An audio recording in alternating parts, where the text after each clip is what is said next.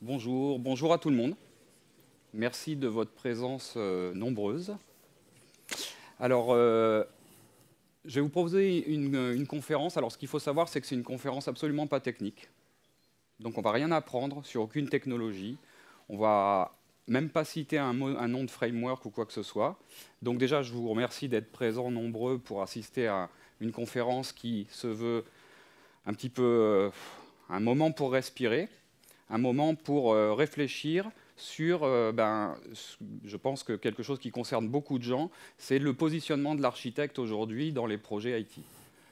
Alors, le titre de la conférence est volontairement un peu embrouillé, donc le but c'est qu'on clarifie tout ça en 45 minutes. J'ai le compteur, je surveille là. Voilà. Ce qui est important dans le titre, c'est peut-être plutôt le sous-titre, une évolution nécessaire. Donc c'est de ça que je vais essayer de vous convaincre dans ces 45 minutes. Et on verra de quelle évolution il s'agit. Ça vous est présenté par Rémi Cocula, donc c'est moi, hein, normalement. Mais je dis ça parce que vous allez voir qu'après, en fait... Alors, au passage, Rémi Cocula, il travaille dans une entreprise qui s'appelle Hippon Technologies, qui est une entreprise qui accélère les projets innovants. Alors, si vous voulez en savoir plus sur Hippon Technologies, on a un stand. Je ne vais pas en parler plus que ça. Alors, je vais me présenter quand même. Puis après, vous vous présenterez aussi, d'une certaine manière. Alors, moi, je suis architecte. Enfin, du moins, j'assume d'être architecte. Je suis legacy. Alors, j'ai tenu à le dire parce qu'en fait, vous allez voir que dans cette conf, on va retracer un certain nombre de choses. L'évolution, comment ça s'est passé, pourquoi, c'était quoi les architectes avant, c'est quoi les architectes maintenant. Et en fait, je pense que ma position de legacy, justement, m'a permis de voir évoluer des choses. Et puis, je suis arrivé à un moment où je me suis dit, tiens, ça serait bien de faire un bilan et puis de regarder pourquoi architecte, ça ne veut plus dire la même chose aujourd'hui que quand j'ai commencé ma carrière. Donc, legacy, parce que j'ai commencé à travailler en 1995, et là, j'étais analyste d'exploitation sur un mainframe IBM. Donc, il y en a qui connaissent peut-être. Legacy, mais agile quand même. Agile, pourquoi? Parce que j'ai tout fait pour aller vers l'agilité à partir du moment où ça a été connu. Mais par contre, je pense que j'ai toujours été agile dans la tête depuis assez longtemps. Et puis j'aime bien, comme disent les gens de l'agile, le rappeler souvent, agile, c'est une culture, avant tout. Développeur, ouais, parce que voilà, moi j'aime développer depuis que j'ai découvert le Turbo Pascal, donc je développe, je contribue un petit peu à des projets open source, j'adore travailler en équipe, et je suis en règle générale assez passionné dans le genre, je pense beaucoup à l'informatique. Puis j'ai mis mon GitHub ici pour dire, tout ça c'est pas bullshit quand même, je fais aussi des machins avec les claviers. J'aime beaucoup la musique aussi, hein, c'est pour ça que j'ai illustré comme ça. Si je n'avais pas été informaticien, j'aurais vraiment aimé fabriquer des guitares, être artisan. Alors, c'est là que vous allez vous présenter. En fait, on va faire une fac de la conf. Alors déjà, on va dire à qui s'adresse la conf. Alors la conf, forcément, ça va s'adresser déjà à des architectes, parce que ça s'appelle architecte. Est-ce qu'il y a des architectes ici ? Même si vous n'avez pas ça sur votre casquette ou sur votre nom, mais est-ce qu'il y en a qui se sentent architectes? Donc, c'est pas mal. C'est pas tout le monde, mais c'est pas mal. Ça va s'adresser à... Alors, les architectes, qu'est-ce qu'ils vont trouver là-dedans? Ils vont se dire, ah ouais, tiens, ouais, peut-être que c'est vrai qu'il faudrait qu'on réfléchisse sur ce qu'on est et tout. Voilà. Puis j'espère qu'à la fin de la conf, vous serez dit, putain, mais c'est vrai, merde. Enfin, non, pardon. C'est des développeurs. Est-ce qu'il y a des développeurs? Voilà. Est-ce qu'il y a des développeurs qui se disent, moi je suis développeur, mais je le revendique vraiment? Bien. Les développeurs, ils le revendiquent vraiment. Ça, c'est bien. Et alors, est-ce qu'il y a des managers, des décideurs, des gens qui sont plus dans le management, quoi? Levez bien le main, quand même. Alors, il y en a pas beaucoup. Moi, j'aurais adoré qu'il y ait plein de managers à cette conf. Et en fait, s'il y a plein de managers, ou si un peu plus tard, vous montrez cette conf à des managers, ça aidera tellement les architectes. Bon, Ensuite, est-ce que je vais m'ennuyer? Alors, premièrement, non. Parce que depuis qu'on a des smartphones, on ne s'ennuie pas. Ensuite, vous allez voir que vous allez pouvoir vous occuper parce que est-ce qu'il y aura des gros mots? Alors oui, il y aura transformation digitale, monolithe, architecte, et je vais essayer de vous caser la disruption. Alors vous... Merci. Je vais essayer. Alors du coup, vous ne pourrez pas vous ennuyer parce que vous allez pouvoir jouer au bullshit bingo. Bon, et après, est-ce que je dois rester jusqu'au bout? En fait, on est libre, hein, mais je vous le conseille parce que, en fait, c'est dans cette conf, en fait, il va y avoir tout un déroulé, je vais vous raconter une histoire, puis à la fin, il n'y a pas de réponse. Donc, vous allez partir avec des questions. Moi, j'aime beaucoup, je pense que j'aime autant la philosophie que l'informatique. Donc, en fait, je vais essayer de parsemer tout ce discours d'une petite touche de philosophie, si ça vous va. Alors, on commence, la première phase déjà, ça va être le constat. Où on est, où on en est. Alors, où on en est, c'est où en sont les architectes aujourd'hui. Alors, moi, je prends mon exemple et je vous propose ça. Et peut-être qu'il y a des architectes qui vont se reconnaître. Enfin, je suis presque sûr, parce qu'avec tous les architectes avec qui je discute, ils se reconnaissent assez souvent. Une crise d'identité. Moi, j'ai commencé à travailler en 95 et à l'orée des années 2000, là, on commençait à... Alors, par exemple, j'étais mainframe, legacy, c'est des super machines, c'était génial. Il y avait des ingénieurs système, les dieux. Et puis à un moment donné, on a eu le mouvement de ce qu'on appelle le downsizing. Downsizing, on passe sur des Unix, des saloperies et tout. Et là, on a fait, wow, on va faire des architectures multi-tiers. Enfin 3 tiers, quoi. Multi-tiers. Donc 3 tiers. Et là, c'est là que les architectes sont arrivés. Les architectes, ils ont dit, attendez, une application, c'est compliqué. Il y a une base de données, il y a un middleware, il y a des écrans, puis alors on développe avec des langages objets, alors il va falloir commencer à développer bien, conceptualiser tout. Et donc ça, c'est les architectes. Et donc moi, au début des années 2000, je me suis dit, ça tient? Non, ça tient pas bien. Mais ça va tenir. Je me suis dit, moi je veux être architecte. J'étais analyste d'exploitation, j'ai fait de l'outline même et tout ça. J'ai développé sur Oracle Forms. Hein? Ouais, il y en a plein encore des applis en Oracle Forms, hein, donc je suis sûr qu'il y en a qui en font. Hein. Bon. Voilà, et donc là j'ai dit, mais non, mais moi je veux être architecte. Je veux être architecte avec des langages objets, avec des trucs web et tout ça. Donc, et puis c'était au début des années 2000, et là je me suis fixé un plan, je me suis dit, bon, je m'en fous, d'une manière ou d'une autre, dans 10 ans je suis archi. Et je travaillais dans une grande société d'informatique, et c'est ce que j'ai fait. Et au début des années 2000, être architecte, c'était waouh. C'était les gens, enfin, je ne sais pas s'il y en a qui ont connu cette même période, c'était les dieux. Ils étaient capables de dire comment on fait pour coder une application web, comment on architecture correctement son code en langage objet, tout ça. Et en plus, ils savaient comment ça marchait, HTTP, enfin des trucs, quoi. Bon, alors, c'était génial. Et donc, du coup, on passe 10 ans à se dire, ben, moi, je vais être architecte, je bosse bien, on va dire. J'essaye de comprendre plein de trucs, je sais ce que c'est les frameworks et tout ça, je dis des trucs que les managers ne comprennent pas. Et puis, à un moment donné, je me dis, ben, en fait, c'est quoi architecte aujourd'hui? C'est quoi? Et pourquoi, en fait, j'en arrive à ça? Bah, tout simplement parce que l'architecte, aujourd'hui, vu par les autres, c'est ça. Alors ça, c'est un peu façon... Vous connaissez les joies du code. Hein. Donc, quand j'ai la vague impression que le chef de projet n'a pas confiance. Vous croyez que sur ce projet, on a vraiment besoin d'un archi? Parce que j'ai peur que ça rende les choses un peu compliquées. Et puis, vous savez, sur ce projet, il n'y a pas besoin d'archi, on appelle juste des web services. Bah, on fait juste un appel à un web service, c'est quand même pas compliqué. Puis vous savez, avec REST maintenant, c'est facile. Donc, on ne va pas prendre d'archi. Hein.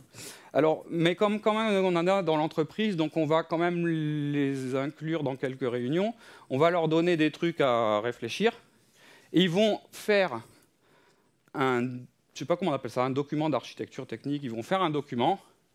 Et là, l'architecte vu par lui-même, il a des super idées, il fait son document d'architecture technique, il explique tout ça, il dit, je crois que j'ai le bon truc, pour appeler vos web services, on va faire un contrat, puis je vous explique, un contrat, vous savez pas ce que c'est qu'un contrat, donc je vous explique, avec la fiche Wikipédia et tout, et puis à un moment donné, il se dit, il regarde le code, il regarde comment démarre le projet, il fait, Ouah mais je pensais que vous aviez compris. Ben non. Donc aujourd'hui, l'architecte, des fois, il se dit, ben, on me fait bosser, ok, mais pourquoi faire? Et puis alors après, il y a ça.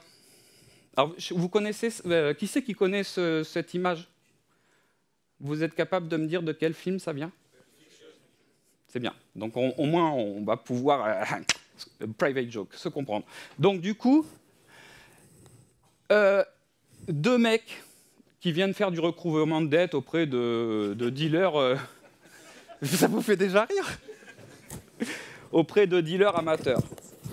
Je crois que ça ne tient pas très bien. Alors, les gars sont des cow-boys, hein, des cadors. C'est des super bons développeurs. Ils maîtrisent le flingue et tout. Bon, ils en butent deux. Mais ça, c'est pas grave parce qu'on est en environnement de dev.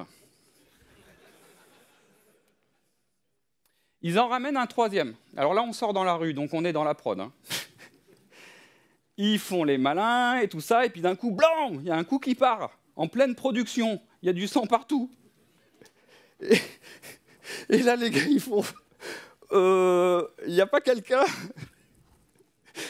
Et il y a quelqu'un, c'est Winston Wolfe. I'm Winston Wolfe, I solve problems. C'est ça. Ça, c'est quand votre projet est passé en prod. Donc le mec, au début, on avait dit, ouais, c'est un peu compliqué, il va nous emmerder sur le projet. Et puis à un moment donné, qu'il y a un coup de feu qui est parti, qui n'aurait pas dû, on l'appelle. Et là, il fait, s'il vous plaît, là, on va essayer de faire les choses proprement. Et le chef de projet en robe de chambre, là.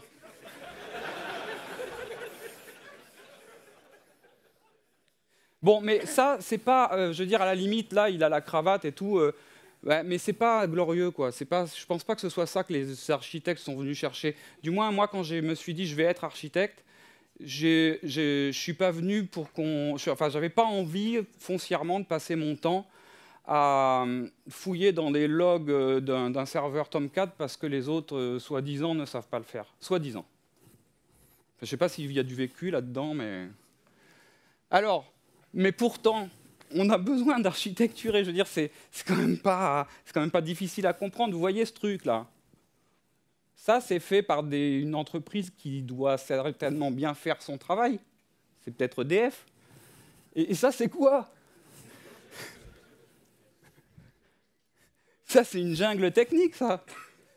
Alors, le truc, c'est que ici, on voit. Je veux dire, je peux montrer cette image à n'importe qui. Je veux dire, à la boulangère, elle va dire, c'est quoi ce merdier? Mais en informatique, on fait comment pour expliquer ça? Ok. Ensuite, ouais, mais au début, ouais, mais en fait, il y a quand même plein de cas où on peut se passer des architectes. Franchement, il y a plein de trucs. Enfin, je veux dire, on peut développer, ça marche, quoi. Ouais. Sauf qu'il y a un truc qu'il ne faut pas qu'on oublie, c'est qu'on est au tout début de l'histoire de l'informatique. Là, hein. Donc c'est pour ça que je dis oui, effectivement, à un moment, on n'avait pas forcément besoin d'architectes. Quand on faisait des maisons comme ça, ben, en fait, les gens, ils étaient peut-être un peu architectes eux-mêmes, parce que finalement, ça demande du savoir-faire, ok, mais on s'en sort. Mais pour arriver à ça, on fait comment s'il n'y a pas un monsieur dont c'est le métier de penser à comment ça tient un pont qui traverse la baie de San Francisco? Et en fait, on n'est qu'au début de l'informatique. C'est ça que la société n'a pas encore compris. J'y reviendrai là-dessus. Hein. Alors là, on était sur un constat. Moi, je dis, on est arrivé à un moment où il y a crise d'identité. Alors, ce qu'on va faire maintenant, c'est je vais d'abord reposer les bases. Qu'est-ce que c'est que le métier d'architecte?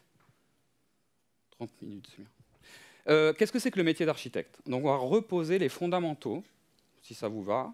Ça va pas être passionnant, mais au moins ça permet de dire ok, d'où on part.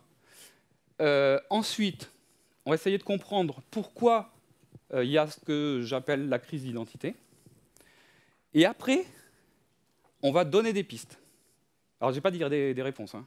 Des pistes pour retrouver de l'empowerment, du fun, pour avoir du sens. Écoutez, voilà, c'est la meilleure intervention qu'on puisse faire pour m'aider, pour retrouver du sens. Est-ce que ça vous convient? Merci. Alors, le métier d'architecte, ça va être assez banal. J'espère que ça sera partagé avec vous. Si jamais vous n'êtes pas d'accord, vous intervenez. Parce que c'est aussi la vision qu'on en a aujourd'hui du métier d'architecte. Alors, déjà c'est compliqué à expliquer.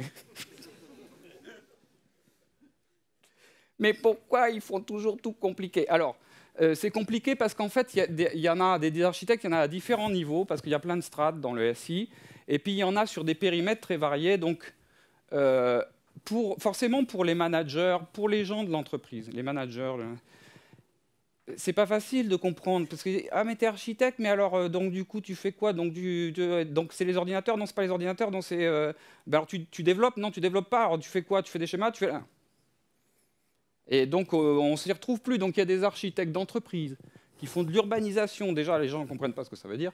Ensuite des architectes fonctionnels, des architectes solutions que je sous-classe en architectes logiciels, des architectes applicatifs. Aujourd'hui on a des architectes pour la data. On a des architectes techniques, puis maintenant des architectes spécialisés dans le cloud. Enfin, c'est super dur. C'est-à-dire qu'il y a plein d'architectes, ils interviennent à certains niveaux, mais qu'est-ce qui les rassemble, tous ces gens? C'est ce qu'on va essayer de déterminer.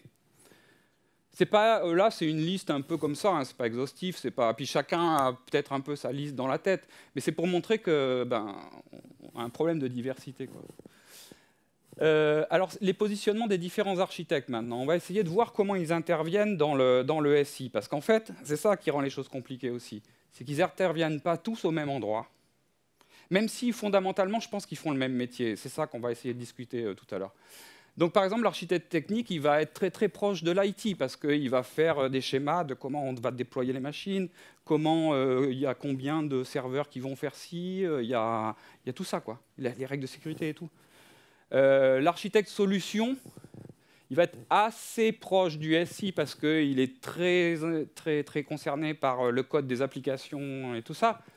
Mais finalement, il est quand même un peu un œil sur le business, quoi. Quoique des fois, c'est pas qu'il veuille pas avoir un œil sur le business, c'est qu'on ne lui donne pas la possibilité de regarder. Mais bon. Après, vous avez un architecte fonctionnel. Alors lui, normalement, il est beaucoup plus sur le business. Éventuellement, même au niveau architecte data, par exemple, il va avoir vraiment une vue sur l'organisation des données, sur la cartographie fonctionnelle des applications et tout ça. Et puis on a un architecte d'entreprise, éventuellement, qui est carrément beaucoup plus dans de la stratégie, qui est aujourd'hui architecte d'entreprise, à mon sens, mais ça, je ne sais pas si vous le partagerez, et bon, ça se discute, mais qui, à mon sens, n'est pas un intitulé qui a bonne presse. Voilà, parce qu'en fait, bon, on va y revenir, mais on va y revenir. Je ne vais pas délayer là-dessus. Je vois que ça fait réagir déjà. Donc. Alors, les missions de l'architecte, donc on va essayer de faire simple, puisque tout à l'heure c'était le bordel, maintenant ça va être simple. Concevoir. Il faut avoir quelque part une passion pour la conception des choses. De n'importe quoi, je veux dire que ce soit concevoir du code, concevoir... concevoir, c'est-à-dire qu'on a envie de réfléchir avant de réaliser quelque chose. Ensuite, garantir.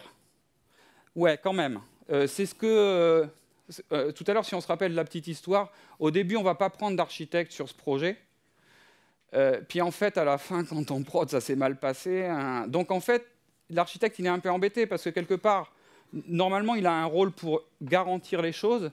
Puis finalement, étant donné qu'on ne se sert pas de ce rôle de garant, après, on vient lui demander de faire le pompier, quoi. Mais pourtant, lui, l'architecte, enfin, moi, je le sens, je le vis, et je pense que tous les architectes qui se sentent architectes le sentent aussi.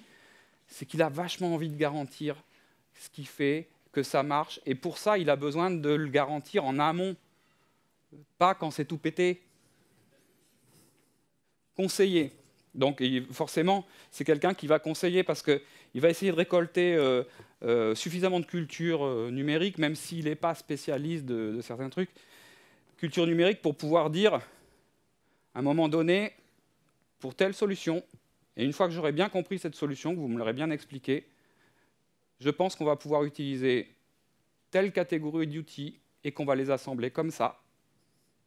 Et je vous conseille de le faire comme ça, si vous voulez qu'à la fin, il n'y a pas un mec qui se fait buter en prod.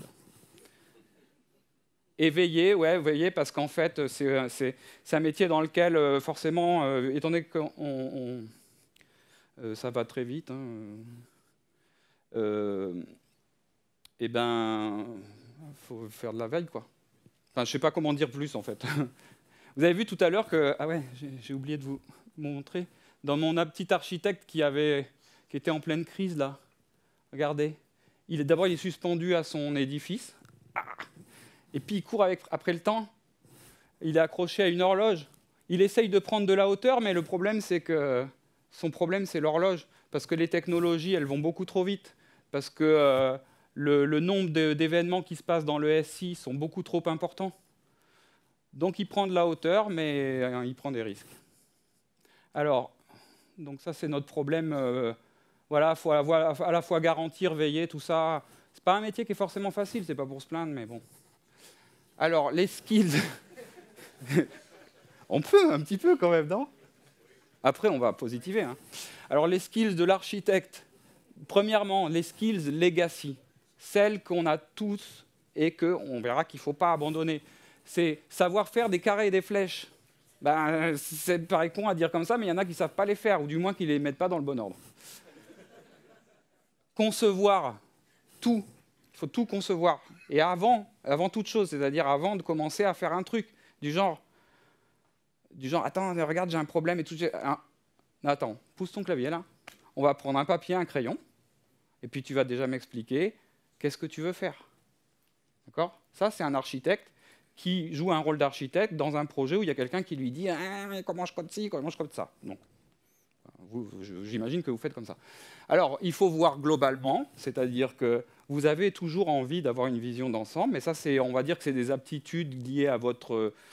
je parle aux architectes là, liées à votre personnalité, j'imagine. Entendre. Alors, si par exemple vous êtes développeur, vous marchez dans les vous êtes développeur Forms, vous marchez dans les couloirs, et il y a un type qui dit ah, on est en train de démarrer un projet, on fait un truc qui s'appelle GraphQL, je n'ai pas trop compris. Et là, il y a un projet GraphQL quelque part. Et là, vous allez trouver tous les moyens possibles pour en apprendre le maximum sur ce projet afin de travailler dessus. Voilà. Donc, il faut bien entendre. Savoir poser une problématique et chercher une solution. Alors, une solution, oui, mais il faut poser la problématique avant. C'est ce qu'on nous a appris à l'école. Hein. C'est quand même pas... Bon, bref. Des fois, j'ai l'impression que l'école, c'est loin. Cultiver une large compétence technique, ben ouais, hein, quand même. On ne peut pas non plus être complètement hors sol. Il y a le problème de ce qu'on appelle les architectes tour d'ivoire. Moi, personnellement, on m'en a beaucoup parlé. Personnellement, j'en ai jamais rencontré parce que j'ai jamais été hors sol. Comme je vous dis, je code...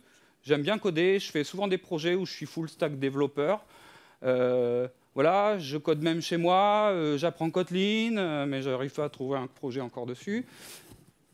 Et voilà, mais donc du coup, ouais, si on n'aime pas la technique, si on n'aime pas l'informatique, au bout d'un moment, on est hors sol, quoi.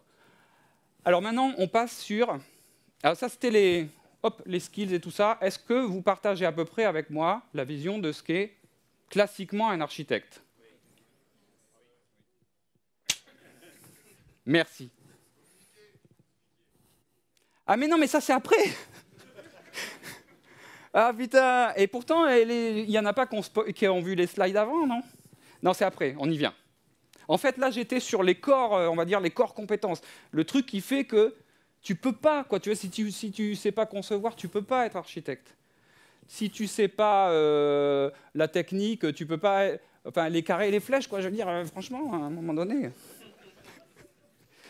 Désolé. Non, mais après, c'est très judicieux, mais ça va faire partie du reste. Ouais, voilà. Alors, qu'est-ce qui s'est passé? Mais qu'est-ce qui se passe? Pourquoi ça tombe, ce truc? Ok. C'est les lunettes, en fait, ces lunettes qui interagissent mal avec l'oreillette. Alors, que s'est-il passé ces 10 dernières années? Pourquoi, moi je parle de mon expérience, pourquoi au début des années 2000, je me dis je veux être architecte parce que c'est vraiment génial, c'est vraiment être une consécration. Et pourquoi à partir à l'orée des 2010, c'est devenu une crise d'identité? À tel point que j'échange de boîte, je ne sais pas trop comment faire, je me raccroche partout, je me dis où est-ce que je vais trouver un endroit où je peux être un vrai archi? Alors, qu'est-ce qui s'est passé? On avait Léonard de Vinci tout à l'heure, et la Joconde, qu'est-ce qui lui arrive? Elle fait des selfies, elle fait des duckface. C'est bizarre, hein? C'est pas très beau, hein? Ok.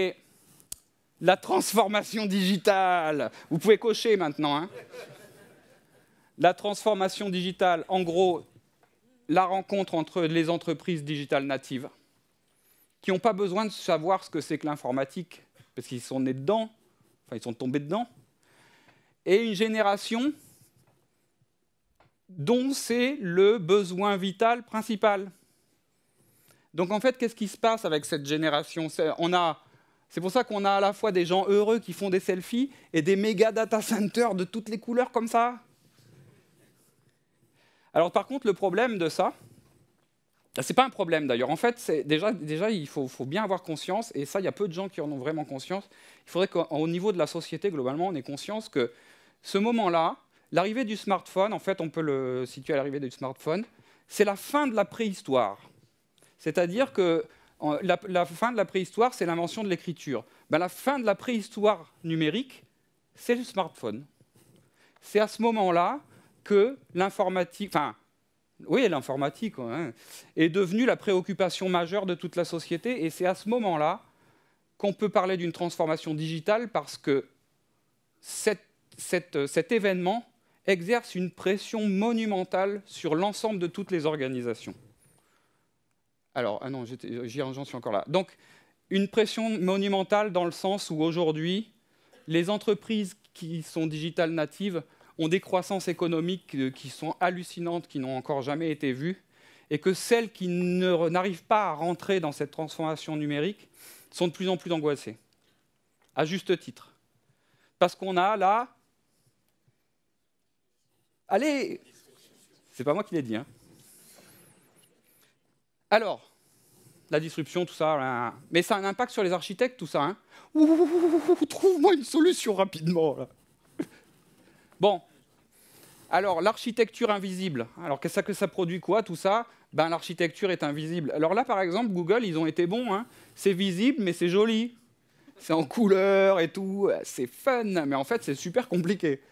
Donc l'architecture invisible. Alors voilà, les digital natives, et comme ils sont tombés dedans quand ils étaient petits, ils expliquent au monde entier, à toute la société civile, que c'est simple. C'est facile. Mais Google, il sait le faire. Je veux dire, moi, combien de fois j'ai développé sur des trucs avec, on dit, voilà, moi, les écrans, ils sont pas beaux, ils vont pas vite, machin et tout ça. Dit, mais moi, quand je prends mon téléphone, Google, tout de suite. Mais quand vous avez des arguments, franchement, quand vous avez des arguments comme ça, et qu'on vous dit, mon cahier des charges, c'est que tu me développes Google. Mais rigolez pas, je suis sûr qu'on vous le dit toutes les 2 semaines. Putain, j'ai toujours pas développé Google. Mais le cahier des charges, il est simple, gars. On est dans l'agilité, vous allez vous débrouiller. C'est une illusion. Voilà. C'est une illusion. Alors maintenant, en plus, on en rajoute une couche, parce qu'il y a une illusion sur l'architecture. Et puis en plus, maintenant, donc, du coup, la fameuse génération qui est digital native, il y a un peu plus d'une dizaine d'années, dans tous les journaux, on voyait « La génération Y arrive, oh, comment on va faire au niveau du management? Comment on va faire ?» Ils n'écoutent pas ce qu'on leur dit. Ils passent leur temps à manger des fraises tagada. Ils amènent des nounours au bureau. Alors le management, comment il réagit par rapport à ça? Parce que le problème, c'est qu'il nous faut des développeurs. Il en faut 2 fois plus que ce qu'on en a. Et tous les gens qui recrutent des développeurs aujourd'hui, ils se battent. Alors au point que les développeurs ne veulent même plus leur répondre. Alors comment on fait? Eh bien, il faut recréer un environnement happiness management. C'est-à-dire que, voilà, j'ai mis une table de ping-pong parce qu'on en a chez nous, mais on est sérieux quand même. Hein. Et je voulais pas tomber dans le cliché du baby-foot, vous voyez. Donc, easy and fun. Tu te prends la tête. Franchement, tu te prends la tête. Moi, j'ai pris sur Stack Overflow. On a pris... tu vois, regarde, tu peux le faire en 5 minutes. Donc, qu'est-ce qui se passe par rapport... Et puis, les managers, quand ils voient des développeurs qui leur font des trucs en 5 minutes avec Stack Overflow, mais qu'est-ce que vous voulez qu'ils écoutent des architectes? Et puis vous êtes dans votre coin et vous faites... comment ça s'appelle? Droopy. Alors, interdit de se prendre la tête. Donc, du coup... Oui, ok. Interdit de se prendre la tête. Bon, c'est pas bien pour les architectes, ça, hein, parce que ça décrédibilise complètement toute démarche basée sur la conceptualisation, sur attendez, avant de coder, on va prendre le temps de réfléchir et tout. Vous passez vite pour un vieux ringard. Hein. Alors, autre problème, buzzwords. Donc du coup, on a un marketing IT qui est énorme aujourd'hui. Ce marketing IT, qu'est-ce qu'il fait? Il donne l'illusion au DSI qu'il va pouvoir avoir un time to market court. Parce qu'en fait, aujourd'hui, dans la transformation digitale, dit problème, transformation digitale, solution, time to market. Donc maintenant, il suffit qu'une solution lui explique qu'il va y avoir du time to market, et il faut que ce soit bien écrit sur la plaquette, et du coup, ça va marcher. Alors, par exemple, moi, je suis en train de développer un moteur de recherche, et en fait, c'est super difficile d'expliquer aux gens que le moteur de recherche, en fait, il marche bien si les données, elles sont bien. Parce que le moteur de recherche, ça cherche des données. Et parce que Elasticsearch, c'est génial, mais c'est super bien marketé et tout ça. Et je pense que, c'est bien, moi je trouve que c'est une super solution. Mais je pense que les gens se disent, putain, mais en fait, Elasticsearch, c'est comme si j'avais un Google chez moi, quoi. Mais est-ce que tu as des données? Le dévoiement de l'agilité, ben ouais, parce qu'en fait, regardez tout ça, là, quick and dirty, kiss, machin et tout ça. En gros, ça consiste à dire, mais gars, attends, les specs, mais c'était avant. Les specs, c'était avant. Maintenant, on va faire un truc kiss, quick and dirty, parce que c'est ça l'agilité. Tu vois, il faut que tu t'adaptes un peu. Ok, donc du coup... J'ai rien dit là. Hein. Ok, donc... la dette technique, c'est un truc qui fait flipper tout le monde aujourd'hui, même ceux qui ne comprennent pas ce que c'est. Les architectes, ils savent ce que c'est, la dette technique. Les développeurs aussi, ils savent, hein, mais les architectes, ils savent vachement bien. Et moi, j'avais écrit un article sur le blog Ypon, peut-être que certains l'ont lu, qui s'appelait la dette technique tue les grenouilles. En fait, les grenouilles, c'est les développeurs, c'est-à-dire que les développeurs qui sont engouffrés dans un monolithe écrit en Oracle Forms, par exemple, c'est pas du Oracle Forms bashing, mais bon, ou même en Struts, eh ben, ils sont épuisés. Ils n'ont plus de créativité, ils n'ont plus de jus. Voilà. Donc la dette technique de ces monolithes-là a fini par épuiser les développeurs. C'est un vrai problème pour les managers. Ils ne sont pas efficaces, il leur faut 6 mois pour monter en compétences, puis ils se barrent. Enfin, les meilleurs développeurs se barrent. OK, donc qu'est-ce qu'on fait par rapport à ça? Il ne faut plus de monolithes. Microservices. Donc à partir de maintenant, les mecs, là, demain par exemple, vous arrêtez de coder dans le monolithe, vous me faites des jolis microservices. Demain. Ah bon, comment on fait? En fait, c'est simple, vous faites des petites équipes et puis... OK, donc moi, ce qu'on est en train de faire, pour moi, c'est ceux qui disent ça, ceux qui disent « Waouh, on va perdre tous les développeurs, c'est quoi cette hémorragie? Donc on va arrêter le monolithe, et puis vite, vous allez développer du microservice. Tu veux faire en quoi, toi? Angular 12 000. Ah, fais-le en Angular 12 000. Après, toi, tu préfères Vue.js. Bah, vous allez faire 2 équipes. Il y en a qui fera un Angular, un autre qui fera du Vue.js. Comme ça, tout le monde sera content. » Mais on est en train de distribuer la dette technique. En fait, on crée une nouvelle forme de dette technique. Avant, elle était dans le monolithe. Et maintenant, on l'éparpille partout. Parce que les microservices que les gars sont en train de développer, en fait, il n'y a encore personne qui les a assemblés. On éparpille bien. C'est bien. Ça va faire des jolies choses. Donc, on peut surfer sur la vague, mais ça risque de ne pas être très agréable. Donc, voilà. Alors, et maintenant, le truc, génial, Shadow IT. Donc le Shadow IT, c'est quoi? On a dit la transformation digitale, ça exerce une pression monumentale. D'accord? La stratégie de l'entreprise pressurise le métier. Il me faut des solutions numériques. Le métier va voir l'IT. Donc, étant compressé, il en sort quelque chose qui s'appelle Shadow IT. C'est-à-dire quelque chose qui échappe complètement au contrôle de la DSI, qui n'est absolument pas intégré dans le reste, et puis que de toute manière, au bout d'un moment, ce n'est pas de la dette technique distribuée qu'on est en train de créer. Je ne sais pas ce que c'est. Bon. Alors, par contre, on a maintenant des nouveaux métiers. On a des nouvelles cultures. C'est le temps qui reste, ça? Donc, on va aller vite, malheureusement. Bon, c'est pas grave. Alors, l'agile, le DevOps, produit, tout ça, ce sont des cultures.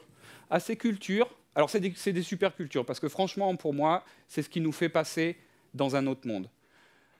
À ces cultures, on a des métiers, des Scrum Masters, des Product Owners, des UX Designers, des Tech Leads, des Full Stack développeurs. Pour moi, tout ça, ce sont des gens qui sont motivés. C'est des gens qui ont envie de bosser, c'est des gens qui sont contents du métier qu'ils font. Et souvent, ils le disent. Les architectes, aujourd'hui, j'en vois pas beaucoup qui sont vraiment contents de leur statut. Par contre, ce qui se passe, c'est qu'il y a un énorme overlap en fait, dans les fonctions entre ces nouveaux métiers, en fait, cette reconstitution des métiers via l'agilité, et nos architectes existants. Donc, comment on s'en sort par rapport à ça? Donc, pour ça, il faut évoluer. Alors ça, c'est une citation de Darwin. Hein. Ce n'est pas le plus fort ou le plus intelligent qui va survivre, c'est celui qui s'adapte à l'évolution. Alors, dans un premier temps, ce qu'il faut faire, c'est que vous reprenez les skills qu'on a vus tout à l'heure et vous les confirmez. C'est-à-dire, ce n'est pas la peine, parce que vous êtes architecte, qu'on vous dise « tu te prends la tête » et tout ça. Hein, tu dis « ouais, mais moi, je me prends la tête ». Parce qu'il faut concevoir avant de faire des choses. D'accord? Donc ça, il faut le confirmer. Il faut se remettre ça dans la tête. Puis, il va falloir faire un grand écart maintenant. Alors, ce que je vous propose, c'est de changer la vision de l'architecture. On va créer ce qu'on appelle une postmodernité numérique. Donc la postmodernité, c'est les vieux trucs du XXe siècle, les grandes pyramides idéologiques et tout ça, on n'en veut plus. Mon architecte d'avant, il est en haut d'une grande pyramide, le savoir descend d'en haut, et puis il impose ces trucs à tout le monde. En réalité, non, parce qu'il faut changer de vision. Tout ça, c'est de la suprématie du savoir, c'est du dogmatisme, c'est figé, c'est la hiérarchie. Aujourd'hui, il faut penser l'architecture comme un arbre, c'est-à-dire que c'est bottom-up, ça pousse comme ça, l'énergie, elle vient comme ça. L'architecte, il est là, il pousse les idées, et puis les gens qui sont autour, voilà, ils construisent progressivement. Alors, je suis obligé de passer un peu plus vite, parce que je pense que je vais avoir un problème. Donc, l'architecte en milieu agile, il y a des entreprises qui nous expliquent très bien, en fait, les digital natives, comment elles s'en sont sorties. Et en l'occurrence, si on regarde bien les textes, contrairement à ce que veulent nous faire penser un certain nombre d'acteurs, ces entreprises, elles ont défini des rôles d'architecte. Adrian Cockcroft, chez Netflix, explique comment lui, il est architecte. Chez Spotify, là où on dit chez Spotify, il y a un modèle complètement distribué et tout. Non, il y a un rôle d'architecte chez Spotify. Et il l'explique très bien. Et puis j'ai regardé un petit peu en détail qu'est-ce qu'il y avait dans SAFe, le framework d'agilité à l'échelle. Il y a des rôles d'architecte dans SAFe. Et j'ai relevé un certain nombre de phrases qui permettent de comprendre qu'est-ce que c'est que le rôle d'architecte dans SAFe. Il participe à la définition de l'architecture. Il comprend les solutions des clients. Il collabore avec les autres métiers, vous savez, les PO, les UX designers et tout ça. Surtout, il apporte une vision, une roadmap, et surtout, Architect enables those who implement value by empowering them to make local decisions. Donc, il guide, il aide. Il n'est pas là pour imposer son système. Et pour ça, il faut qu'il se crée une nouvelle toolbox, l'architecte. Donc, les nouveaux métiers, les métiers de l'agilité, ils ont un certain nombre d'outils et surtout, ils ont une communauté. Ils se fédèrent autour de l'héritage du manifeste agile. Ils se comprennent entre eux. Les architectes, ils ne se comprennent pas. Et ils ne comprennent pas avec les autres. Les agilistes, ils ont des outils. Les architectes, ils ont UML. Donc peut-être qu'un jour, pour faire de l'architecture, il faudra l'expliquer avec des Legos, j'en sais rien moi, mais... Par exemple, est-ce qu'il faut cartographier? Ben ouais, moi je ne comprends toujours pas que dans les systèmes informatiques, on ne se base pas sur des cartes pour savoir où on en est. Une carte, ça sert à quoi? Ça sert à ce que les gens aient une vision alignée des choses. D'accord? Donc là, vous avez deux personnes, elles comprennent parce qu'elles regardent la carte, elles savent où elles en sont. Et ici, donc c'est un outil d'alignement. Si par exemple vous regardez une carte comme ça, il y en a qui regardent où on va. Ah, la tour Eiffel, moi j'y vais, je veux y aller. Et il y en a qui regardent comment on y va. Et les deux voient le même objectif, mais éventuellement ils ne regardent pas tout à fait de la même manière selon leur spécialité. Mais au moins ils voient les mêmes choses. Faire de la cartographie aujourd'hui, les gens ne comprennent pas encore à quoi ça sert. Et pourtant, toutes les SI devraient être cartographiées. Le problème, c'est qu'on n'a pas trouvé le formalisme qui va bien. Moi, à mon sens, celui qui est le meilleur, c'est Archimate. Mais ça, c'est mon point de vue. Mais si vous présentez du Archimate à des fonctionnels, ils vont faire, je ne sais pas ce qu'ils vont faire, mais c'est... Les skills de l'architecte, les nouveaux, donc communication adaptative et collaboration, l'écoute, l'accompagnement, le pragmatisme, tout ça. Je vais y passer très vite parce que vous avez à peu près compris ce que c'est, mais j'aime beaucoup celui-là. En fait, notre architecte, il est no expert. Ce n'est pas un expert technique, l'architecte. Ah, pardon, not only expert. Alors surtout, alors vous savez qui c'est ce personnage-là? C'est Socrate. Alors Socrate, c'est quelqu'un qui guide ma façon de travailler depuis très longtemps, parce que Socrate, par définition, c'est quelqu'un qu'on vient voir en lui disant « Socrate, toi qui sais tout, dis-nous comment ça marche ?» Et Socrate, il leur dit « Vous êtes mal tombés parce que moi, je ne sais rien. Moi, c'est vous qui savez. Et en fait, moi, ce que je vais faire, c'est que je vais vous aider à faire advenir votre savoir par un processus qu'on appelle la dialectique.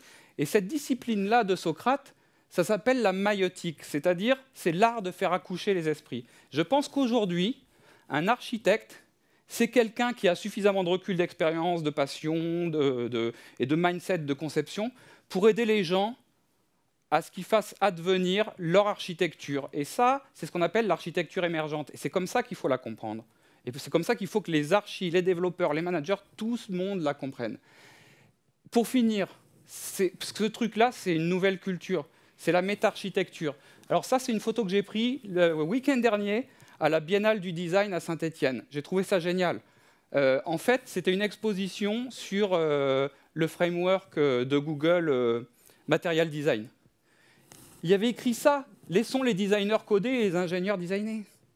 À un moment donné, il va falloir qu'on fasse ça, il va falloir qu'on mélange, qu'on dialogue, qu'on travaille ensemble, mais surtout que les architectes ne veulent pas qu'on les prenne pour des sachants absolus. Des sachants, oui, quand même, un peu, hein, on est quand même fiers, mais bon, pas juste le savoir et pas juste la vérité. Ce que les architectes voudraient, c'est aider l'ensemble du SI à ce qu'ils retrouvent un niveau de conception satisfaisant pour tout le monde. Je ne sais pas si vous partagez. Et qu'est-ce qu'il y a derrière? Eh bien, derrière, c'est la fin. J'ai été obligé d'aller un peu vite sur les derniers slides. C'est pas très grave. Mais par contre, je voudrais énormément remercier Sébastien Bergia, qui est mon alter ego chez Hippon et avec qui on a construit tous ces slides. Frédéric Pernias, qui est un autre excellent architecte, que je remercie pour sa vision et ses conseils. Et Stéphanie David, qui est également quelqu'un d'Hippon, qui a fait l'aspect visuel de la conf. Chez Hippon, on est aujourd'hui très bien placé là-dessus parce qu'en fait, on est en train de lancer un grand chantier de réflexion sur qu'est-ce que c'est que l'architecture, comment il faut adresser ce métier. Alors voilà, par exemple, cette conférence, ça fait partie de ce processus. C'est un processus qui est en train de démarrer. On y croit vachement, c'est-à-dire qu'on pense qu'il y a moyen de créer un nouveau métier et que ce métier, il va être porté par tous les gens qui se sentent architectes et qui se rendent bien compte qu'ils n'ont pas d'autre choix que d'évoluer. Il reste 20 secondes, c'est ça, hein? Et maintenant, voilà, c'est la fin de la conférence. Je vous remercie de votre audience. Merci beaucoup.